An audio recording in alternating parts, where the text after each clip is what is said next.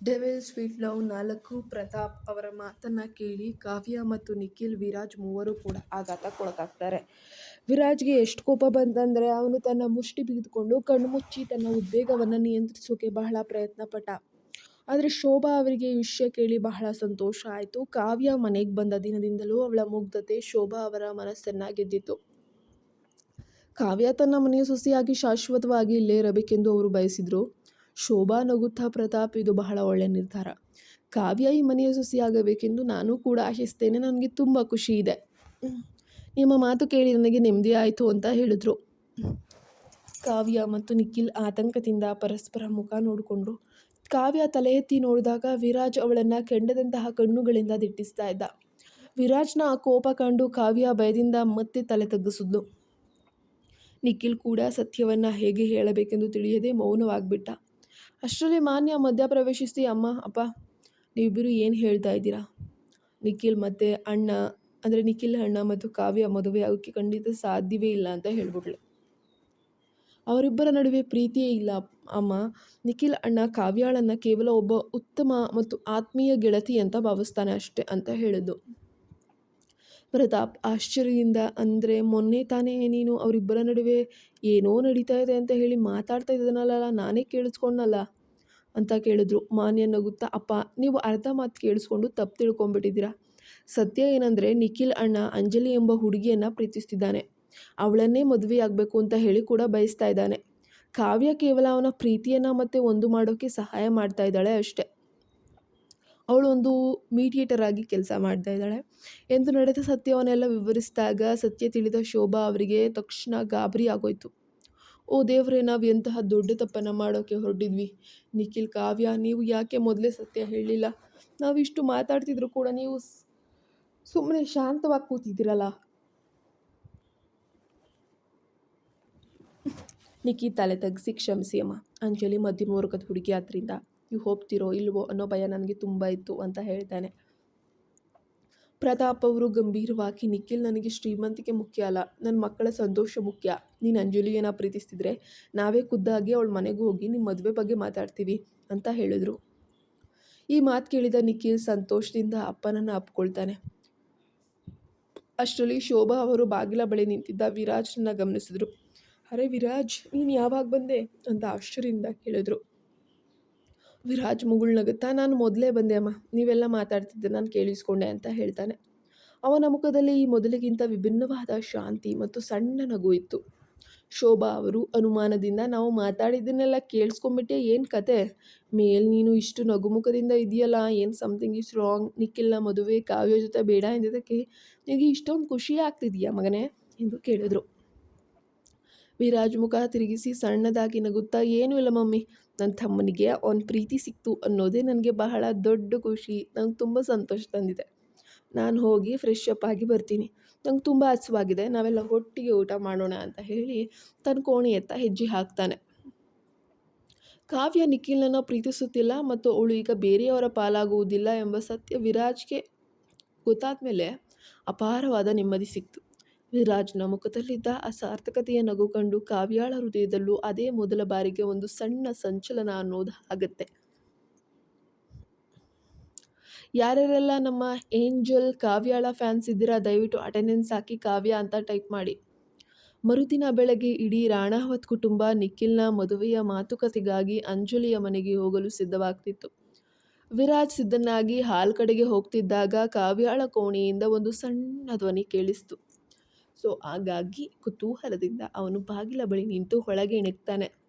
ಕಾವ್ಯ ಕನ್ನಡಿಯ ಮುಂದೆ ನಿಂತು ತನ್ನ ನೀಲಿ ಬಣ್ಣದ ಚೂಡಿದಾರ್ನ ಹಿಂದಿನ ದಾರವನ್ನು ಕಟ್ಟೋಕೆ ಹರಸಾಹಸ ಪಡ್ತಾ ಇದ್ಲು. ಇದನ್ನು ನೋಡಿದ ವಿರಾಜ್ಗೆ ಮೊದಲು ಅಲ್ಲಿಂದ ಹೊರಡಬೇಕು ಅನ್ನಿಸ್ತು. ಆದರೆ ಏನು ಯೋಚಿಸಿ ಮೆಲ್ಲನೆ ಅವಳ ಹಿಂದೆ ಹೋಗಿ ನಿಂತು ಬಿಡ್ತಾನೆ.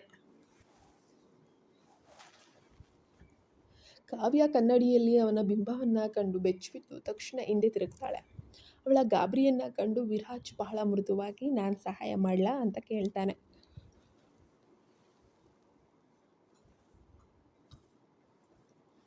ಕಾವ್ಯ ಏನು ಹೇಳಬೇಕಂತ ತಿಳಿದೇ ಮೌನವಾದ್ಲು. ಅವಳ ಸಂಕೋಚವನ್ನು ಕಂಡು ವಿರಾಜ್ ಮುಗುಳ್ನಗುತ್ತಾ, ಭರವಸೆ ನೀಡು ಕಾವ್ಯ, ದಾರ ಕಟ್ಟುವಾಗ ನಾನು ಕಣ್ಣು ಮುಚ್ಕೊಳ್ತೀನಿ ಅಂತ ಹೇಳ್ತಾನೆ. ಅವನ ಪ್ರಾಮಾಣಿಕತೆಯನ್ನು ಕಂಡು ಕಾವ್ಯಾಳ ತುಟಿಯ ಮೇಲೆ ಒಂದು ಸಣ್ಣ ನಗು ಮೂಡ್ತು. ಅವಳು ಮೆಲ್ಲಗೆ ಸರಿ ಕಟ್ಟಿ ಅಂದ್ಲು. ವಿರಾಜ್ ನಿಜವಾಗಿಯೂ ಕಣ್ಮುಚ್ಚಿ ತನ್ನ ಕೈಗಳನ್ನು ಅವಳ ಬೆನ್ನಿನತ್ತ ಚಾಚುತ್ತಾನೆ. ಅವನ ಬೆರಳುಗಳು ಕಾವ್ಯಾಳ ಚರ್ಮಕ್ಕೆ ತಗುಲಿದ ತಕ್ಷಣ ಅವಳ ದೇಹದಲ್ಲಿ ಮಿಂಚು ಸಂಚರಿಸಿದಂತಾಯಿತು. ವಿರಾಜ್ನ ಹೃದಯವು ಕೂಡ ವೇಗವಾಗಿ ಬಡಿಯತೊಡಗಿತ್ತು. ದಾರ ಕಟ್ಟಿ ಮುಗಿದ ಮೇಲೆ ಕಾವ್ಯ ಕಣ್ತೆರೀರಿ ಅಂತ ಹೇಳಿದ್ಲು. ವಿರಾಜ್ ಕಣ್ತೆರೆದು ಅವಳ ಭುಜದ ಮೇಲೆ ಕೈ ಇಟ್ಟು ತನ್ನತ್ತ ತಿರುಗಿಸ್ಕೊಳ್ತಾನೆ. ಕಾವ್ಯ ತಲೆ ತಗ್ಗಿಸಿ ನಿಂತಿದ್ದಾಳೆ. ವಿರಾಜ್ ಅವಳ ಮುಖವನ್ನ ಮೇಲಕ್ಕೆತ್ತಿ ಕಣ್ಣಲ್ಲಿ ಕಣ್ಣಿಟ್ಟು ನೋಡುತ್ತಾ, ನನ್ನ ಕಣ್ಣುಗಳನ್ನು ನೋಡು ಕಾವ್ಯ ಅಂತ ಹೇಳ್ದ. ಕಾವ್ಯ ಕಷ್ಟಪಟ್ಟು ಅವನ ಕಣ್ಣುಗಳನ್ನೇ ನೋಡುತ್ತಾ, ನಿನ್ನನ್ನು ನೋಡಿದಾಗ ನನ್ನ ಹೃದಯ ಯಾಕೆ ಇಷ್ಟು ವೇಗವಾಗಿ ಬಡ್ಕೊಳ್ಳುತ್ತೆ ಅಂತ ತಿಳಿತಾ ಇಲ್ಲ. ನಿನ್ನ ಕಣ್ಣುಗಳು ನನ್ನನ್ನು ಸೆಳಿತಾವೆ ವಿರಾಜ್ ಅಂತ ಅಂದ್ಬಿಟ್ಲು. ವಿರಾಜ್ ಅವಳ ಹತ್ತಿರ ಬಂದು ಅವಳ ಕಿವಿಯ ಬಳಿ ಮೃದುವಾಗಿ ಪಿಸುಗುಡ್ತಾನೆ. ಇದು ನಾನು ನಿನ್ನನ್ನು ಬಿಟ್ಟು ಹೋಗುತ್ತಿದ್ದೇನೆ, ಆದರೆ ನಿನ್ನ ಕೈಯನ್ನು ಶಾಶ್ವತವಾಗಿ ಹಿಡಿಯುವಂತಹ ದಿನ ಹತ್ತಿರದಲ್ಲೇ ಇದೆ. ಆಮೇಲೆ ಎಂದಿಗೂ ನಾನು ನಿನ್ನ ಕೈಯನ್ನು ಬಿಡೋದೇ ಇಲ್ಲ. ಅವನು ಅವಳ ಕೆನ್ನೆಗೆ ಮುತ್ತಿಟ್ಟು ಅಲ್ಲಿಂದ ಹೊರ ನಡೀತಾನೆ. ಕಾವ್ಯ ನಾಚಿಕೆಯಿಂದ ಕೆಂಪಾಗಿ ಅಲ್ಲಿಂದ ಓಡಿ ಬಂದು ಮಾನ್ಯಾಳ ಕೋಣೆಗೆ ಬರ್ತಾಳೆ. ಮಾನ್ಯ ಬಾಲ್ಕನಿಯಲ್ಲಿ ನಿಂತು ಫೋನಲ್ಲಿ ಆತಂಕದಿಂದ ಮಾತಾಡ್ತಿದ್ಲು.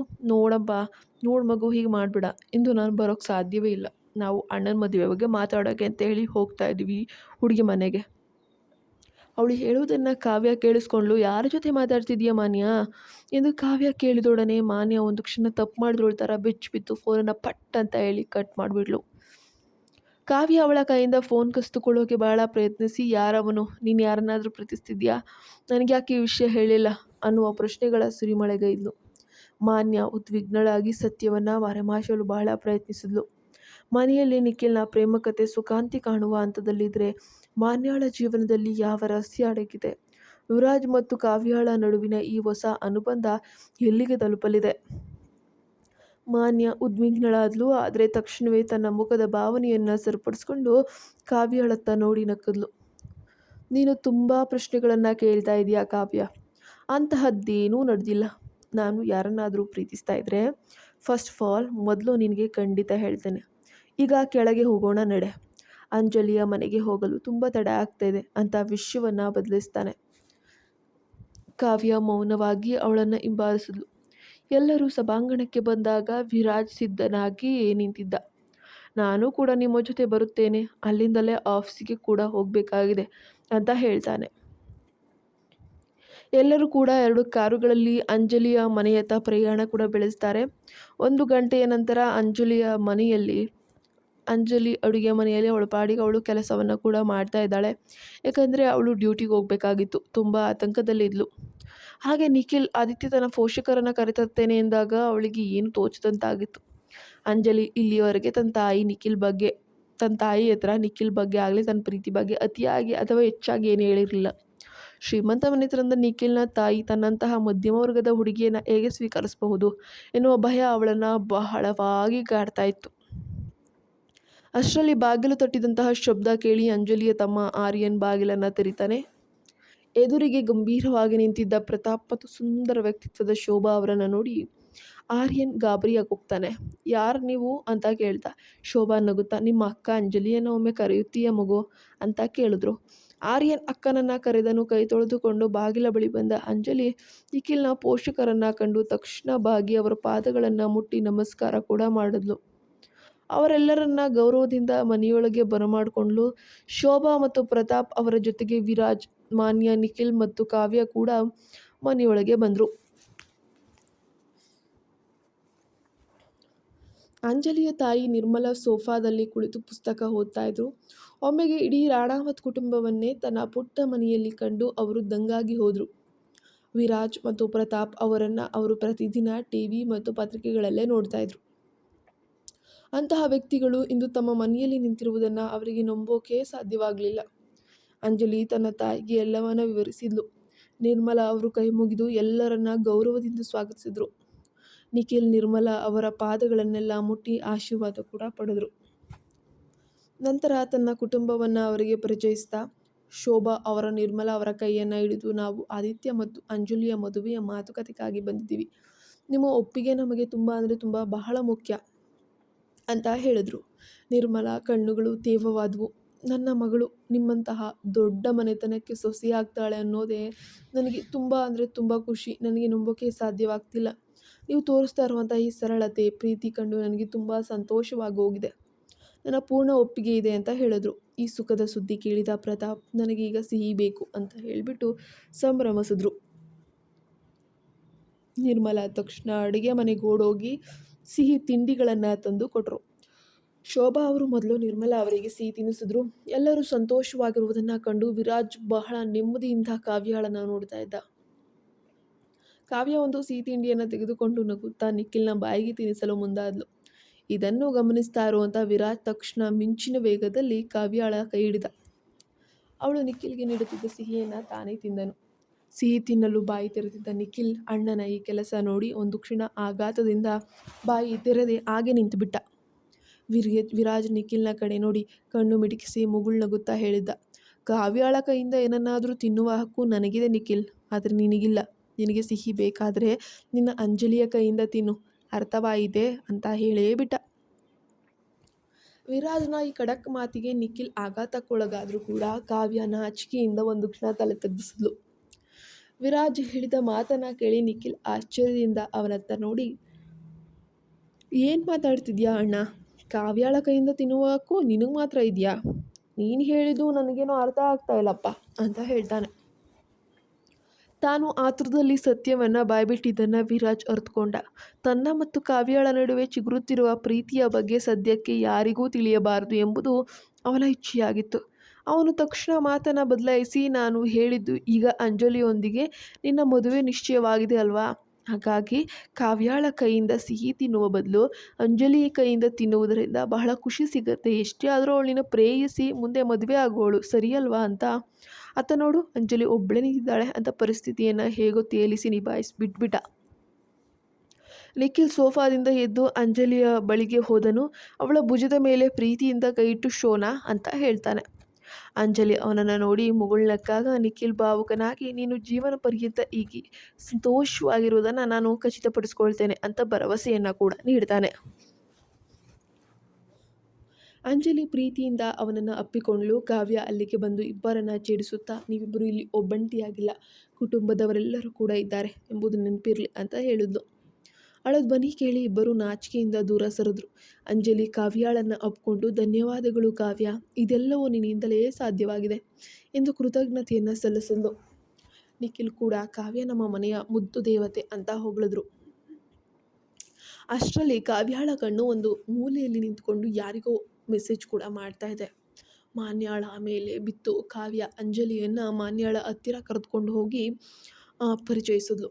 ಮೆಸೇಜ್ ಮಾಡುವುದರಲ್ಲಿ ಮಗ್ನಳಾಗಿದ್ದ ಮಾನ್ಯ ಕಾವ್ಯ ಬೆನ್ನಿನ ಮೇಲೆ ಕೈ ಇಟ್ಟಾಗ ಒಂದು ಕ್ಷಣ ತಾನು ಏನೋ ತಪ್ಪು ಮಾಡ್ತಾಯಿದ್ದೀನಿ ಅನ್ನೋ ಥರ ಬೆಚ್ಚಿ ಬಿದ್ದುಬಿಟ್ಲು. ಅದನ್ನು ಮುಚ್ಚಿಡೋಕ್ಕೆ ಪ್ರಯತ್ನ ಪಟ್ಟಳು. ಯಾರಿಗೂ ಮೆಸೇಜ್ ಮಾಡ್ತಿದ್ದೀಯಾ ಮಾನ್ಯ? ಬಂದಾಗಿನಿಂದ ನಾನು ನೋಡ್ತಾನೆ ಇದ್ದೀನಿ, ಫೋನ್ನಲ್ಲೇ ಮುಳುಗೋಗಿದೆಯಲ್ಲ ಅಂತ ಕಾವ್ಯ ಕೇಳಿದ್ಲು. ಮಾನ್ಯ ಭಯದಿಂದ ಯಾರಿಗೂ ಇಲ್ಲ ಅಂತ ಸುಳ್ಳು ಹೇಳಿ ತಕ್ಷಣ ಫೋನನ್ನು ಪಕ್ಕಕ್ಕೆ ಇಟ್ಟು ಅಂಜಲಿಯನ್ನು ಅಪ್ಕೊಂಡ್ಳು. ನಾದಿನಿ, ನಿನ್ನ ಭೇಟಿಯಾಗಿ ತುಂಬ ಖುಷಿಯಾಯಿತು. ಅತ್ತಿಗೆ, ಬೇಗ ಮದುವೆಯಾಗಿ ನಮ್ಮ ಮನೆಗೆ ಬಾ, ನಾವು ಮೂವರು ಒಟ್ಟಿಗೆ ಮಜಾ ಮಾಡ್ಬೋದು ಅಂದ್ಲು. 10 ನಿಮಿಷಗಳ ನಂತರ ನಿಖಿಲ್ ಅಂಜಲಿಯನ್ನು ವಿರಾಜ್ ಬಳಿಗೆ ಕರೆತಂದನು. ವಿರಾಜ್ ಯಾರೊಂದಿಗೋ ಫೋನ್ನಲ್ಲಿ ಮಾತಾಡ್ತಿದ್ದ. ಇವರನ್ನು ನೋಡಿ ಕಟ್ಟು ಕೂಡ ಮಾಡ್ತಾನೆ. ಅಂಜಲಿ ವಿರಾಜ್ನ ಪಾದ ಮುಟ್ಟಲು ಬಾಗಿದಾಗ ಅವನು ತಡೆದು ನಿಲ್ಲಿಸಿ, ಇಲ್ಲ ಅಂಜಲಿ, ಪಾದ ಮುಟ್ಟುವ ಅಗತ್ಯ ಖಂಡಿತ ಇಲ್ಲ, ನನಗಿನ್ನೂ ಅಷ್ಟೊಂದು ವಯಸ್ಸೇನಾಗಿಲ್ಲ ಅಂತ ಹೇಳಿ ನಗ್ತಾನೆ. ನೀನು ನಮ್ಮ ಮನೆಗೆ ಬೇಗ ಬಂದುಬಿಡು, ಆಮೇಲೆ ನೀನು ನಿಖಿಲ್ನ ಜವಾಬ್ದಾರಿ ನಿನಗೆ ಕೊಡ್ತೀವಿ. ಇಲ್ಲದಿದ್ದರೆ ಇವನು ದಿನವಿಡೀ party, pub, tour, friends, enjoyment ಅಂತ ಹೇಳಿ ತಿರುಗ್ತಾನೆ ಇರ್ತಾನೆ ಎಂದು ತಮಾಷೆ ಕೂಡ ಮಾಡ್ತಾನೆ. ನಿಖಿಲ್ ಮುದ್ದಾಗಿ ಮುಖ ಮಾಡಿ, ನಾನು ಈಗಲೇ ಆಫೀಸಿಗೆ ಬರಬೇಕಾ ಅಣ್ಣ? ನೀನು ಮತ್ತು ಅಪ್ಪ ನೋಡ್ಕೊಳ್ತಿದ್ದೀರಲ್ವಾ ಅಂತ ಹೇಳ್ದ. ವಿರಾಜ್ ಅವನ ಕಿವಿಯನ್ನು ಮೆಲ್ಲಗೆ ಹಿಂಡಿ, ಖಂಡಿತ ಬರಬೇಕು. ಅಂಜಲಿ ತುಂಬ ಪ್ರಬುದ್ಧಳು, ಅವಳಿಂದಾದರೂ ನೀನು ಜವಾಬ್ದಾರಿಯನ್ನು ಕಲಿ. ಅವಳಿಗೆ ಜೀವನ ಪಾಠ ತುಂಬ ಚೆನ್ನಾಗಿ ಗೊತ್ತಿದೆ, ನಿನಗಿಂತ ಜಾಸ್ತಿ. ನಿಖಿಲ್ ನಗುತ್ತಾ ಕಾವ್ಯಾಳ ಕಡೆ ನೋಡಿ, ಅಂಜಲಿ, ನೀನು ಅಣ್ಣನ ತಂಡ ಸೇರಿದರೆ ಸೇರ್ಕೊ, ನನ್ನ ದೇವತೆ ಮೀನ್ಸ್ ನನ್ನ ಏಂಜಲ್ ಕಾವ್ಯ ಮಾತ್ರ ನನ್ನ ಟೀಮ್ನಲ್ಲೇ ಇರ್ತಾಳೆ. ಎಂದನು. ಕಾವ್ಯ ಅಲ್ಲಿ ನಿರ್ಮಲಾ, ಶೋಭಾ ಮತ್ತು ಪ್ರತಾಪ್ ಅವರೊಂದಿಗೆ ಕುಳಿತು ಹರಟೆ ಹೊಡೆದಿದ್ಲು. ಅಂಜಲಿಯ ಮನೆಯಲ್ಲಿ ಸಂತೋಷದ ವಾತಾವರಣ ಮನೆ ಮಾಡಿತ್ತು. ಆದರೆ ವಿರಾಜ್ ಮಾತ್ರ ರಹಸ್ಯವಾಗಿ ಯಾರ ಜೊತೆ ಫೋನಲ್ಲಿ ಮಾತಾಡ್ತಾ ಇದ್ದಾನೆ. ಮಾನ್ಯ ಯಾರಿಗಾಗಿ ಸತತವಾಗಿ ಮೆಸೇಜ್ ಮಾಡ್ತಿದ್ದಾಳೆ. ಅಂಜಲಿಯ ಮನೆಯಲ್ಲಿ ಎಲ್ಲವೂ ಸುಸೂತ್ರವಾಗಿ ಮುಗಿದು ನಿಖಿಲ್ ಮತ್ತು ಅಂಜಲಿಯ ಮದುವೆಯ ಮಾತುಕತೆ ಖಚಿತವಾಗುತ್ತಾ? ಶೋಭಾ ಮತ್ತು ಪ್ರತಾಪ್ ಅವರಿಗೆ ಅಂಜಲಿಯ ಕುಟುಂಬದ ಸರಳತೆ ತುಂಬ ಇಷ್ಟವಾಯಿತಾ? ಎಲ್ಲರೂ ಅಲ್ಲಿಂದ ಹೊರಡೋಕೆ ಅಂತ ಹೇಳಿ ಸಿದ್ಧರಾಗ್ತಾರೆ. ವಿರಾಜ್ ತನ್ನ ಪಾಡಿಗೆ ತಾನು ತನ್ನ ಆಫೀಸಿಗೆ ಹೋಗ್ಬೇಕಾಗಿದ್ರಿಂದ ಎಲ್ಲರಿಗೂ ಬಾಯ್ ಬಾಯ್ ಹೇಳಿ ಅಲ್ಲಿಂದ ಹೊರಡ್ತಾನೆ. ಹೋಗುವ ಮುನ್ನ ಕಾವ್ಯಾಳಲ್ಲಿ ಕಣ್ಣಲ್ಲಿ ಕಣ್ಣಿಟ್ಟು ಒಂದು ಪ್ರೀತಿಯ ಒಂದು ಸಣ್ಣ ಸನ್ನೆ ಕೂಡ ಮಾಡ್ತಾನೆ. ಅದು ಅವಳಿಗೆ ಮಾತ್ರ, ತನ್ನ ಪ್ರಿಯತಮೆಗೆ ಮಾತ್ರ ಅರ್ಥವಾಗುತ್ತೆ. ಕಾವ್ಯಾಳ ಮುಖದಲ್ಲಿ ಮತ್ತೆ ನಾಚಿಕೆ ಕೂಡ ಮೂಡುತ್ತೆ. ಮನೆಗೆ ಹಿಂತಿರುಗಿದ ನಂತರ ಮನೆಗೆ ಬಂದ ಮೇಲೆ ಶೋಭಾ ಮತ್ತು ಪ್ರತಾಪ್ ಮದುವೆಯ ತಯಾರಿಯ ಬಗ್ಗೆ ತುಂಬ ಚರ್ಚೆ ಕೂಡ ಮಾಡ್ತಾಯಿದ್ರು. ನಿಖಿಲ್ ತನ್ನ ಫೋನಲ್ಲಿ ಅಂಜಲಿಯೊಂದಿಗೆ ಚಾಟ್ ಮಾಡುತ್ತಿರುವುದರಲ್ಲಿ ಬ್ಯುಸಿಯಾಗಿದ್ದ. ಆದರೆ ಕಾವ್ಯಾಳ ಗಮನ ಮಾತ್ರ ಮಾನ್ಯಾಳ ಮೇಲೇ ಇತ್ತು.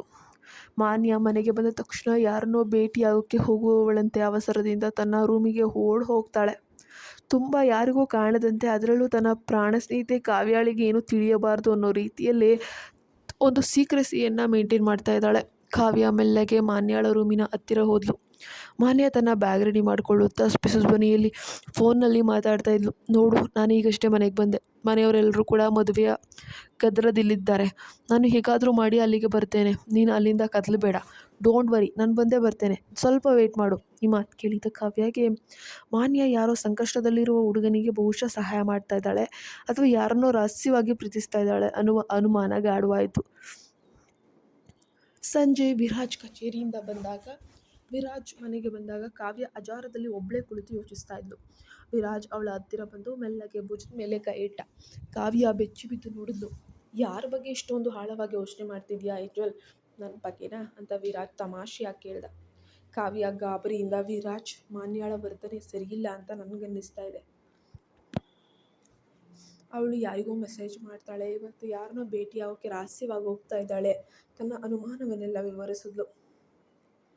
ವಿರಾಜ್ನ ಮುಖ ಒಮ್ಮೆಲೆ ಗಂಭೀರವಾಯಿತು. ಅವನು ಸಹ ಕಳೆದ ದಿನಗಳಿಂದ ಮಾನ್ಯಾಳ ಬದಲಾವಣೆಯನ್ನು, ಅವಳು ಮಾಡ್ತಾ ಇರೋಂಥ ಕೆಲಸಗಳನ್ನೆಲ್ಲ ಒಂದು ಸೀಕ್ರೆಟಾಗಿ ಗಮನಿಸ್ತಾ ಇದ್ದ. ನನಗೂ ಹಾಗೆ ಅನ್ನಿಸ್ತಿದೆ ಕಾವ್ಯ. ಅವಳು ಚಿಕ್ಕವಳು, ಏನಾದರೂ ತಪ್ಪು ಹೆಜ್ಜೆ ಇಟ್ಟರೆ ಕಷ್ಟ. ಯಾವತ್ತೂ ಅವಳು ಎಲ್ಲಿಗೆ ಹೋಗ್ತಾಳೆ ಅಂತ ನಾವು ಅವಳನ್ನು ಫಾಲೋ ಮಾಡೋಣ, ಅವಳ ಮೇಲೆ ಒಂದು ಕಣ್ಣಿಟ್ಟಿರೋಣ ಅಂತ ಹೇಳಿದರು. ಅದರಂತೆ ಮಾನ್ಯ ಯಾರಿಗೂ ಕೂಡ ತಿಳಿಯದಂತೆ ಮನೆಯ ಹಿಂಬಾಗಿಲಿನಿಂದ ಹೊರಬಂದು ಆಟೋವನ್ನು ಕೂಡ ಹತ್ತುತ್ತಾಳೆ.